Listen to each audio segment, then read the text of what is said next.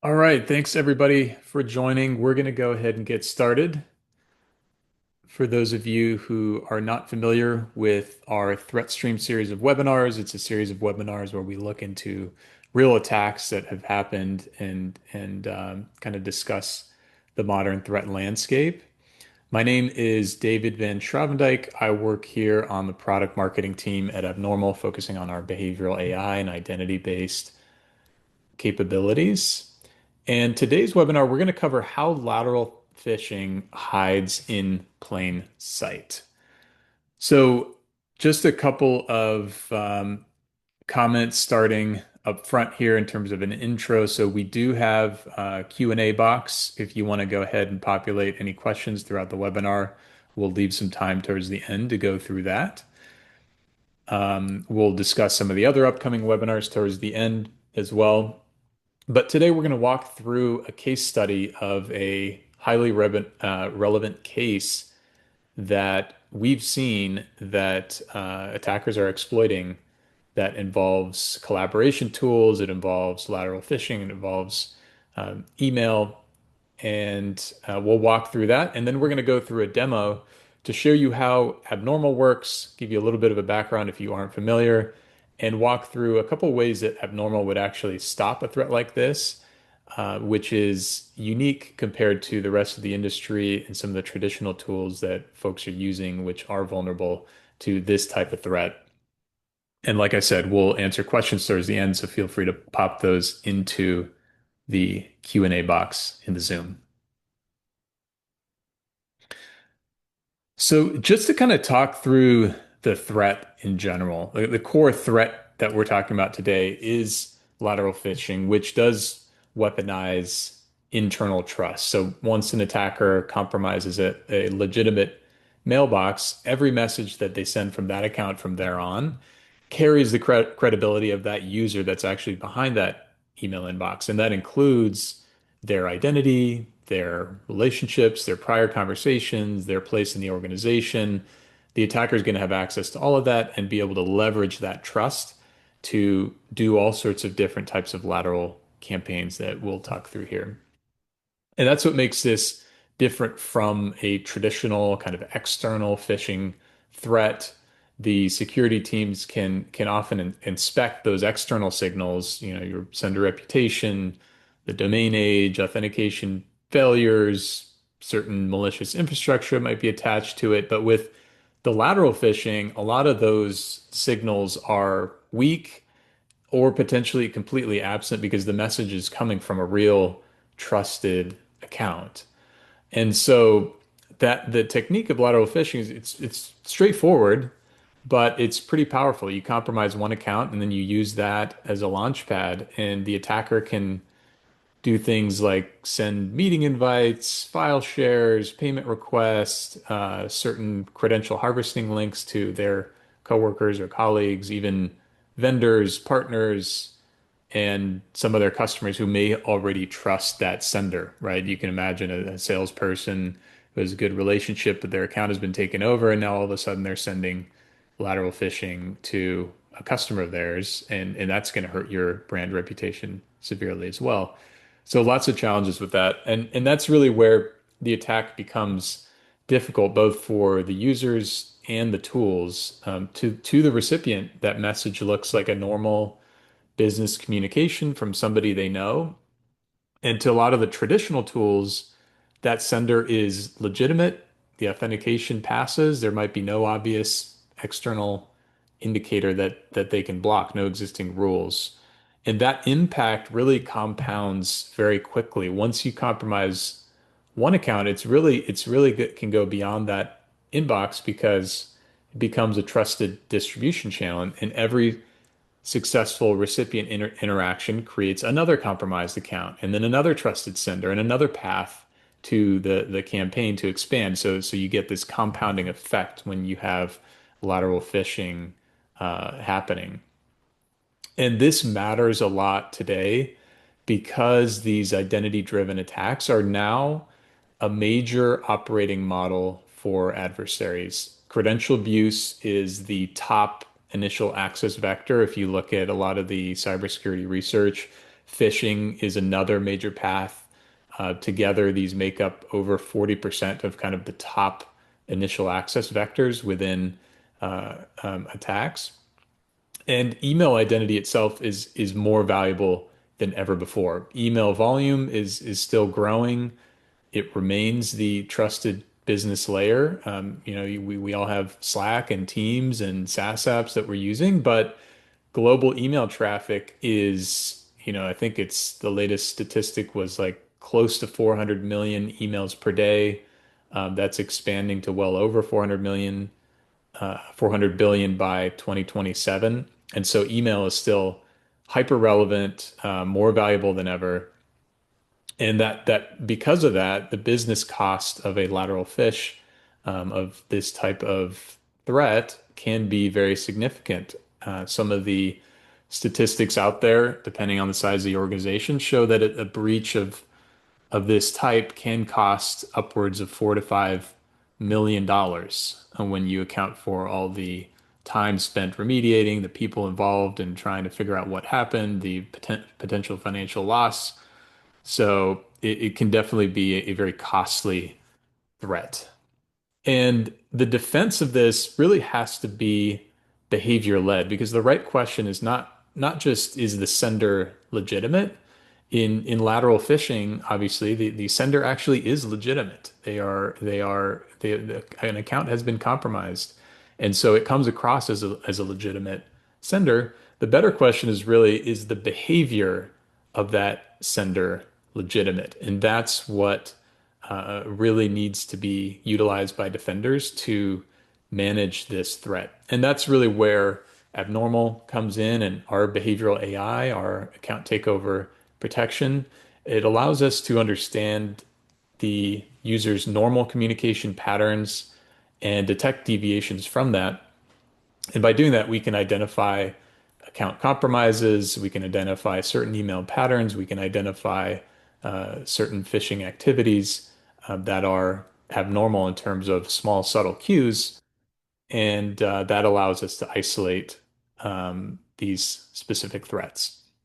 So let's walk through an example that we have actually seen. There's a report that Abnormal has put out, and we'll add that to the chat here, that goes through this specific threat, which was a multi-stage sophisticated lateral phishing threat that all started with a simple phishing email. So within this threat, and we're going to walk through kind of the images that you see on the top right there, the different stages. That initial threat really starts with a phishing email sent from a compromised legitimate account. So this is not just a spoof display name or a lookalike domain. The attacker is using a real mailbox, which gives the message credibility before the recipient even reads the body of the text of the message. In the email that you see on the screen here, it's framed as a normal sort of business collaboration. We've got a subject line saying, "Hey, let's, potential collaboration within the industry." It's a forwarded email, and then there's a Zoom link to join the Zoom meeting. Now you could imagine this email coming in. Maybe it's an employee getting this email forwarded by their boss's email, or somebody that they work with closely, and they immediately just kind of assume, "Hey, I better join. We've been talking about collaboration within the industry. Let me join this meeting." And so the attacker is really using that meeting workflow as the lure. And employees are really conditioned to click those meeting links. It might not work on everybody, but it's just got to work on one person, right? And so the employees click the meeting, and the what happens in this case is that there is a mention of Screen Connect that you can see in the text there. So this is kind of an early signal of where this is going. The email is telling the recipient to download Screen Connect, and then they choose when they will be available to join the Zoom meeting.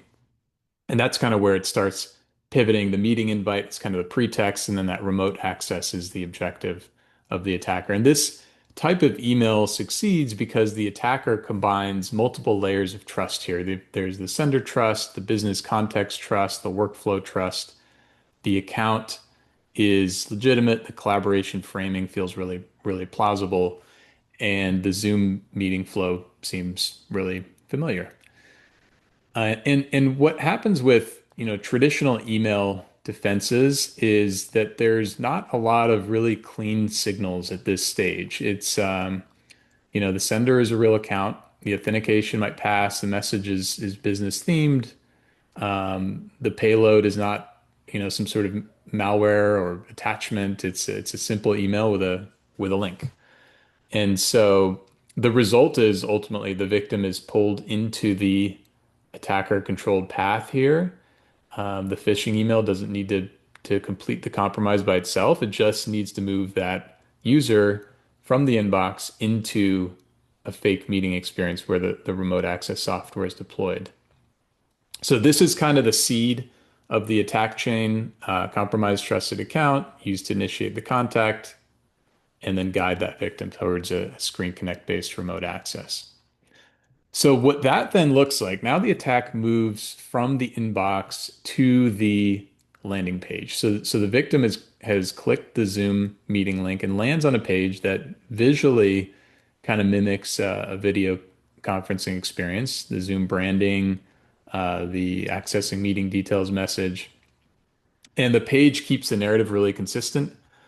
The email promised a meeting. The page says, that, hey, your Zoom workspace, you don't have the latest app installed, and so we recommend you downloading and updating your meeting software. And so that's where the malicious deployment happens. So you kind of get them into this space with the link, and now they're downloading a .exe file, and the purpose here is to get the flow of the remote access software onto the victim's machine. In this campaign, that remote access tool is Screen Connect, but you can imagine this happening with other sorts of remote access tools. And this is a lot more dangerous, obviously, than a classic credential harvesting page. This attacker is not just asking for a password and getting that information and harvesting that. They're actually getting interactive access to the endpoint itself, which exposes browser session, mailbox, files, device context, lots of downstream account access. So that Screen Connect is obviously really powerful. It's a legitimate remote monitoring tool and management tool. These are built typically for IT support, remote admin, which is exactly why it's obviously super valuable for the attackers when they're abused. There's lots of security organizations that have warned about these exact types of remote management tools that can be used for persistence, command and control, evasion. But that landing page ultimately it succeeds because there's no obvious break in the user experience here. The branding, the messaging, the download prompt, the file name, it all kind of aligns and is carefully, in a sophisticated way designed to kind of match that end user experience so that nobody really detects anything out of the ordinary here. And these types of landing pages oftentimes are AI generated nowadays. They're pixel perfect impersonations, really polished landing pages that attackers can send out. You might have some people that can catch something, but for the most part, these look very, very legitimate. And with AI, attackers can spin these up extremely quickly, and they look very sophisticated. So ultimately, the result here is remote access, system control.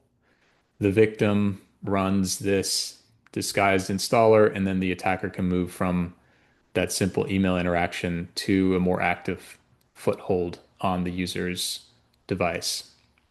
So this is kind of the landing page kind of conversion stage where the attacker is getting access, remote access, and then creating a path to an account takeover from this point. So the threat and how it actually goes in action in terms of lateral phishing here, this is where that actually starts, which is, the attacker gains that remote access. compromises the victim's account. They use that real mailbox to now send new phishing messages outward. And what you can see in the table is how quickly this is scaled. I mean, you can see an email burst all at the same time, sending emails out to all sorts of other accounts with more remote meeting invitations. And so you're kind of multiplying that same attack that just happened out to countless other individuals within the trusted identity chain of that first compromised legitimate account. So the attackers, at this point, really weaponizing that victim's email relationship graph, gives them access to colleagues, partners, vendors, customers, anyone else who might see that email address as legitimate, are people that they can send this out to, and those people are potentially vulnerable. And again, this is another stage where it repeats, where it's hard to detect. The message looks legitimate from the outside, the sender is real, the account is real, the domain is real, and the recipients already potentially have a relationship with that user. I mean, the attacker can go in and start looking through people that, have been emailed before by this account. And so the risk here starts to compound very, very quickly.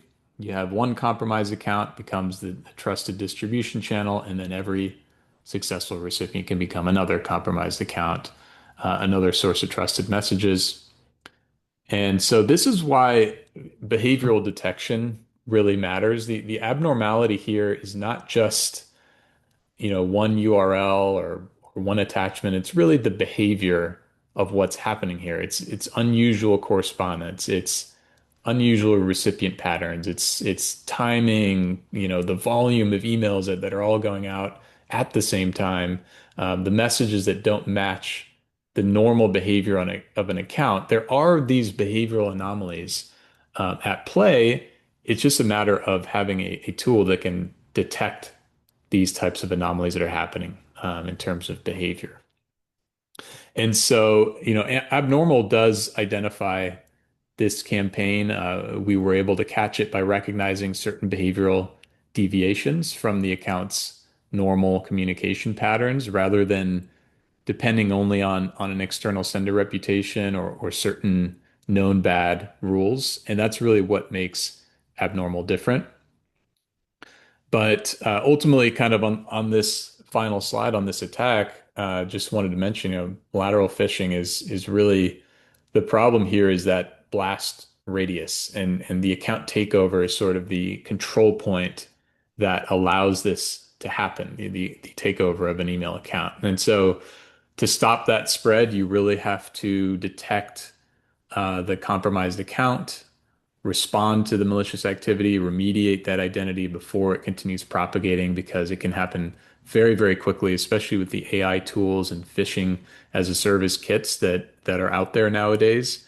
This type of stuff is really can become sort of commoditized and easily spread across organizations that don't have some sort of behavioral detection in place to detect this. So wanted to walk through a demo of what Abnormal does, how we're different, and how we might catch a threat like this. So if you're not familiar with Abnormal AI, what we're able to do is we're able to link in to Microsoft and Google email systems via API. So you would give a couple permissions, and it would allow us to ingest tens of thousands of different email data points from your environment, all the different relationships, who's sending emails to who, all the different emails, the context that's within those emails, and thousands of other data points that we pick up to build a picture of your environment and what is normal within your email environment. And that allows us to then detect what might be abnormal. And because of that, we're able to stop not just lots of existing and known attacks, but also novel and brand new attacks. Like the one that I just showed you, at one point was a completely novel attack that nobody knew, um, you know, knew about. They didn't know the structure of the attack, the different phases, how it happened. But Abnormal was able to catch that because we have this understanding of behavior in your environment. And even if we haven't seen that exact pattern before, we know something's off, right? Someone is doing something strange. This person isn't known to send that Zoom link, or this, sender is not known to typically email that sender. We have an understanding of all that. And so when you first log into the Abnormal platform, you can kind of see the different attacks that have been stopped, the frequency of attacks, the different attack types that have been happening, where different attacks are originating, which entities within your organization are most impersonated, and kind of a trending pattern for that, and then which recipient employees are most targeted, right? Most likely to be different VIPs. You can sort through that as well in terms of the most impersonated identities, and look through kind of your key VIPs that are potentially getting attempted attacks. But what most people do when they go in as an administrator on this account is they would look through the threat log. And this is our Abnormal demo environment where it shows different threats we were able to catch and remediate. But these are actually all tied to real attacks that happened. We've just anonymized them and put them into our demo environment. And I'll dive into a specific one here just so you can see what Abnormal is able to do and how that's a little bit different from traditional tools out there. So we're looking at this specific threat, payment advice note from last quarter. This was an email that was sent from Jonathan Green to Josh Waters. Pretty basic text-based email, where there's a document that's being shared, there's a link, and there's some content analysis that's done, and then there's a sender identity analysis that's done here. And so one of the things Abnormal right off the bat is able to pick up is there's a bit of a mismatch here between Jonathan Green, the sender, and Jonathan Green, the real employee. It's a known employee, but we've also got a vendor that was detected that we've deemed to be a high risk vendor. This is based on our federated intelligence about different vendors that organizations work with. We've noticed some compromises from this vendor, so we flag it as a high risk vendor. Sender geolocation is coming from Hong Kong. That's never before seen, so that's kind of a subtle deviation. Not on its own necessarily malicious, but that could be something to look out for, right? It just raises the risk score here. We've got a sender IP address that's a little bit abnormal here. But ultimately, what Abnormal determined about this email is that, first of all, this email appears to be sent by Audrey Johnson. So Audrey has delegated mailbox access to Jonathan Green. This might be an admin, for example, who has that mailbox access.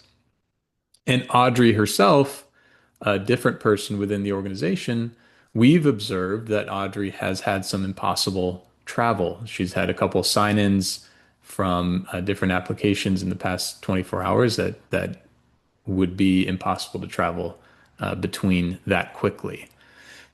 We also do natural language processing on the email itself, and we've determined there to be a suspicious financial request that's happening here. So, we can analyze that. We've got some sort of financial payment. And then on top of that, the email content is unusual because the body contains a reference to Prolia Systems, which we know from our federated intelligence is a compromised vendor. And so we think, we're pretty confident that this is a malicious email. And let's dive specifically into Audrey because she's the one sending this email to Jonathan Green. And we've actually detected that this is a possible email account takeover.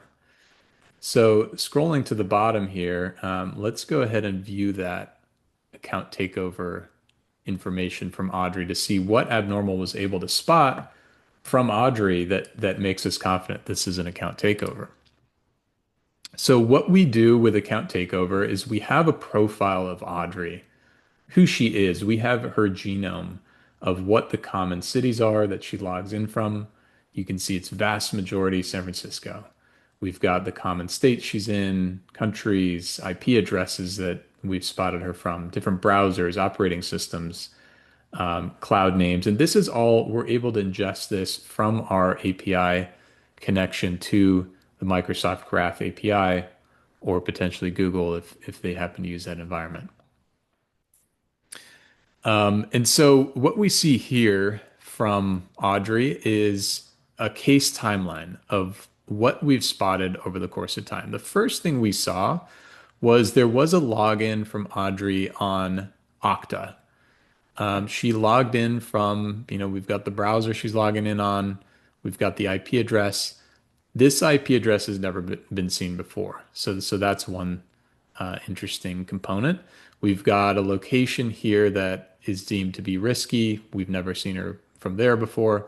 And so we log this as a case. We also have an integration with CrowdStrike. We're able to add that in the CrowdStrike Next Gen SIM as a potential user to watch.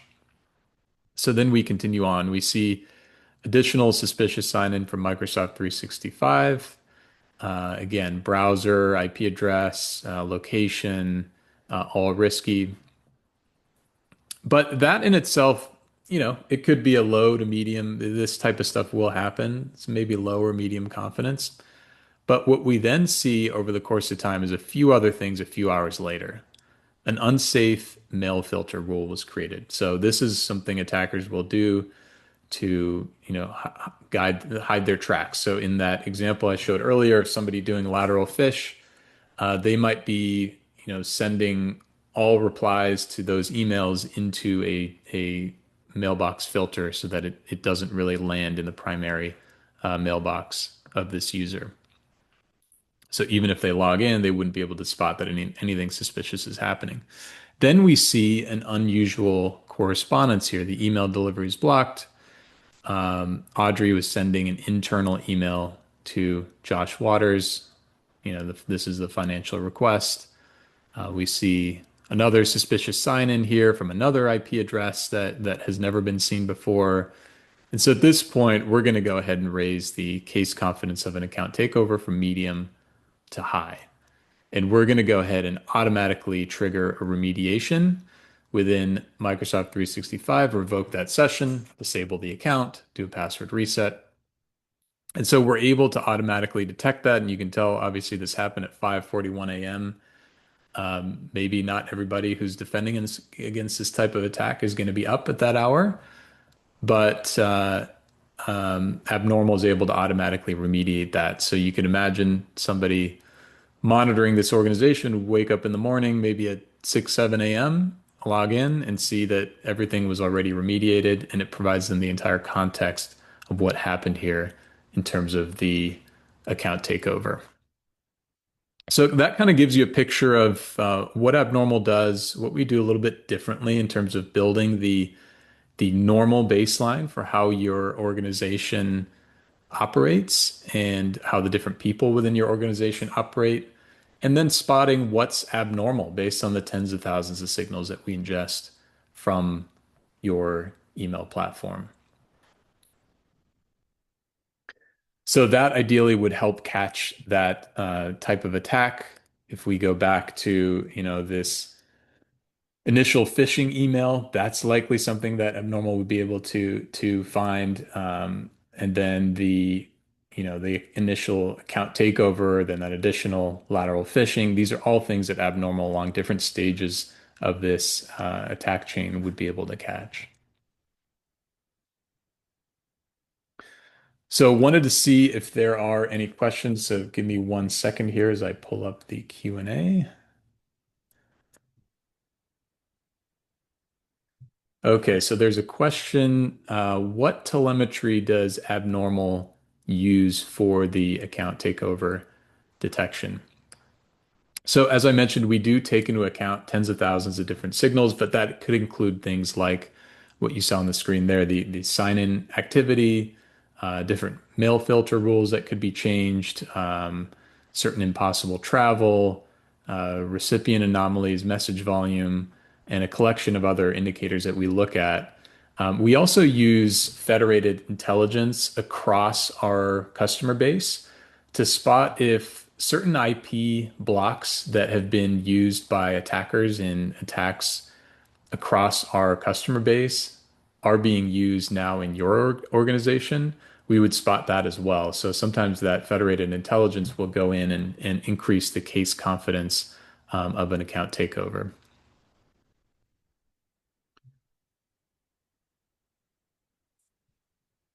All right, so wanted to close out with a couple of upcoming threat stream webinars that we have coming up next month and then the month after. So we have Eric Ivankovich. He's a really expert, knowledgeable speaker on, Microsoft and our capabilities with Microsoft, and he's going to be going over copy paste compromise, going inside ClickFix, command-based email attacks. This is an attack that was discussed in the Microsoft threat report that came out last year, I believe. And then we've got Venom Unmasked. So Ryan will be talking about credential harvesting that recently was talked about in a novel threat report that we released on Venom. And you can find that on the Abnormal website as well in terms of the Venom attack. So Ryan will be going through that in July. So thank you everybody for joining. We hope to see you on the next ThreatStream webinar.